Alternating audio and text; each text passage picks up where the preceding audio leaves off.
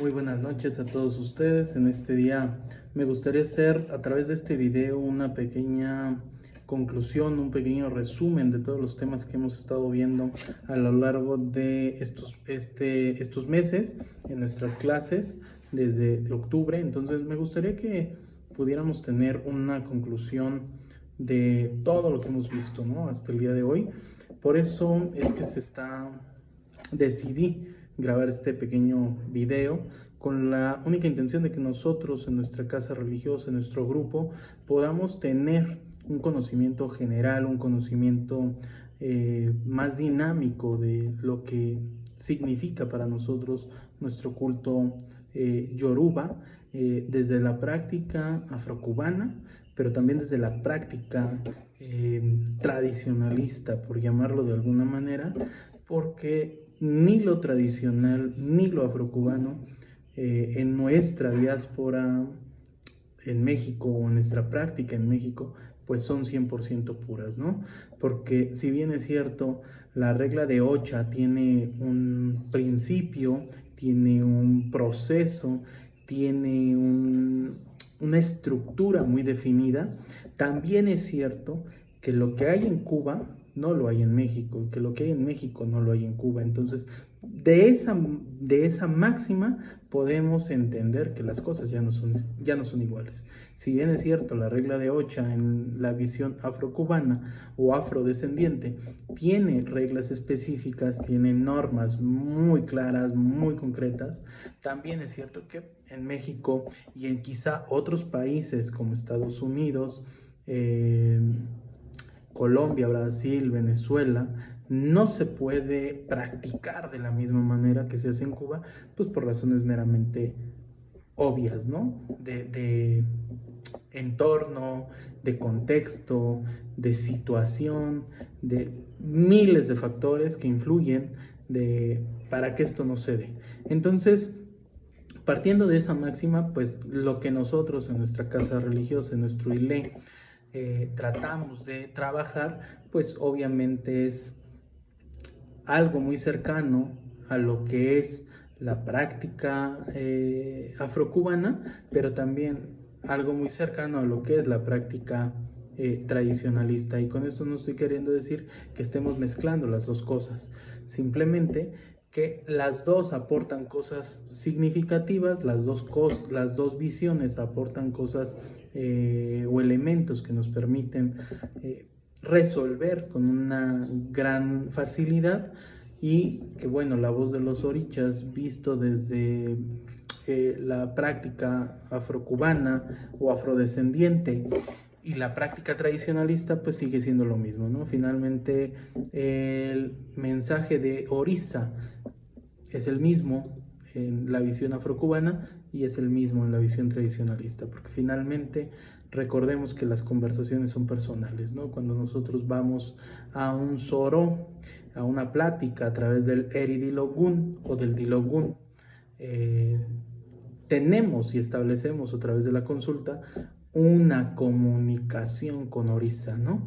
Y entonces, al darse ese principio, pues vayamos a la visión afrocubana, es decir, a un registro afrocubano o a un registro tradicionalista por Eridilogun o por Dilogun, según sea el caso, pues en definitiva, el Soró es la conversación directa con Orisa. Y esa conversación es única, es personal.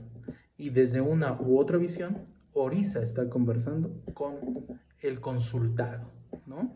A través del sacerdote, el religioso, que está dirigiendo la consulta. Entonces, desde esa parte yo no veo grandes diferencias. Sí hay otras diferencias de orden ritualístico, de cómo se practican ciertas ceremonias, cosa que no vamos a entrar en esos detalles, pero de manera general, pues sí quería abordar este preámbulo para poderles transmitir este mensaje, ¿no? Entonces vamos a comenzar por algo muy sencillo, ¿no? Recordando nuestras clases, recordaremos que hablábamos principalmente de la moyugba, ¿no? Recordaremos que la moyugba es nuestra comunicación inicial, nuestro rezo principal, nuestra nuestro mecanismo para establecer contacto con la deidad, para poder establecer contacto con nuestros ancestros, para poder establecer contacto con nuestros mayores, para poder estar en contacto con nuestros menores, para poder estar en contacto con Orisa, ¿no? Entonces, digo, ya hemos abordado mucho ese tema en su momento. Me gustaría que para principios de año podamos echar una revisada a las moyugbas, cómo van, cómo han estado avanzando en esta confección, pero sí sería importante que recordemos que la moyugba es el elemento principal, primordial y lo único por lo que nosotros podemos comenzar, es el único mecanismo por el cual nosotros podemos comenzar a establecer la comunicación de manera horizontal, de abajo hacia arriba, con Olofin, Olorun, Olotumare, ¿no? Posteriormente con nuestros ancestros, enseguida rindiéndole pleitesía a nuestros mayores y finalmente invocando la presencia de Orisa, ¿no? Ya la siguiente parte, que es propiamente el dar conocimiento de qué vamos a hacer, el preparativo para dar obi, bueno, ya eso es solamente un esquema mucho más reservado a los consagrados en Orisa, indistintamente que se hayan consagrado por la línea tradicionalista, que estén iniciados en uno o varios orisas, o en la visión afrocubana, ¿no? Donde, pues, en la visión afrocubana nosotros somos determinados a través de Orumila, con un ángel de la guarda, un Orisa Lakbatori, que eventualmente a través de la ceremonia de Yokoocha, Cariocha, o asentamiento de Orisa, pues podamos nos podamos iniciar en ese Orisa con una corte de orisas principales que están de alguna manera asociados a ese orisa con el que nos es bendecida nuestra Leri poniéndolo en nuestra cabeza.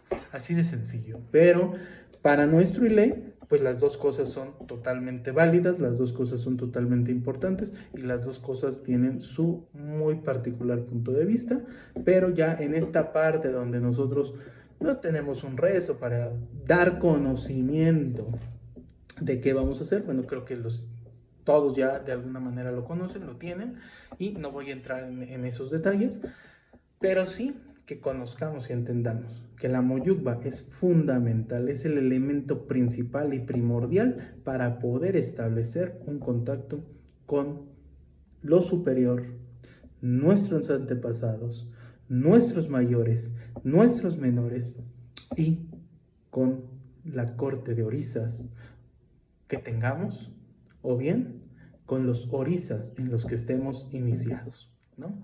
Cada visión, es decir, desde el tradicionalismo, la Iyugba, ¿no? Como también le llaman, tiene sus particularidades que ya nosotros ya las hemos estudiado, ya las hemos visto, pero también la Moyugba tiene sus particularidades, como se le dice en la visión afrocubana, ¿no? Y pues su herencia del cubanismo en México y en algunos otros países de Latinoamérica y norte de América, ¿no? Entonces, con eso me gustaría que concluyéramos esta pequeña como reflexión, esta pequeña visión de este primer tema, por decirlo de alguna manera, y con ello, pues, recordar que si tenemos alguna duda, pues ya tendremos oportunidad de dialogarlo a partir del siguiente año, que ya les enviaré el calendario de los próximos 3 meses. Cada 3 meses tendremos un pequeño calendario donde nosotros abordaremos distintos números de temas, distinto tipo de cosas, y con eso eventualmente la intención es que todos los miembros de este hilo religioso tengan consagraciones mayores o solamente tengan consagraciones más sencillas, o no las tengan y solamente sean creyentes del culto Orisa, ¿no? Pues tengan de alguna manera una visión general para que puedan entender lo que pasa en nuestro isla y lo que pasa en otros islas, ¿no? Lo que pasa en otras casas religiosas. Por ahí es donde me gustaría que quedara esta parte como más clara. Entonces, pues yo les agradezco mucho que pongan atención a este video, que por favor ahí en nuestro grupo se mantenga esta información. No me gustaría que se esté ventilando, que esté fuera de nuestro grupo, porque pues la intención es que nosotros conozcamos, ¿no? Que nosotros primero aprendamos a dominar lo poquito o mucho que sabemos y con ello empezar nosotros a formarnos para que después podamos entender qué pasa allá afuera en otras casas. Mucho de lo que sucede en nuestra casa no sucede en otras casas y mucho de lo que en otras casas sucede no sucede en nuestra casa. ¿Por qué? Porque así es la diferencia del conocimiento, así lo dice nuestra tradición, ¿no? Que no todo es igual en todos lados, el saber está repartido, ¿no? Y entonces ante el principio de que el saber está repartido, mucho de lo que nosotros hacemos o mucho de lo que se hace en otros sitios quizá no se haga aquí o lo nuestro no se haga allá. Sin embargo, eso no significa que las cosas estén mal, ¿no? Aquí lo que nos permite entender si las cosas están bien hechas es que eso nos permita resolver y nos permita crecer y nos permita llegar al éxito, ¿no? Entonces, por mi parte, en este pequeño y corto video sobre la Moyugba y los temas generales, pues es todo y cuanto. Y por ahí el día de hoy terminamos. Seguiré subiendo videos con los otros temas que fuimos abordando, con la intención de que no sea un video tan largo y que sea un video corto que podamos digerir y del que podamos obtener pues las anotaciones propias de nuestras preguntas, dudas o aclaraciones para que ya después las empecemos a abordar, ¿no? Que Ogun y Oya nos bendigan siempre. H.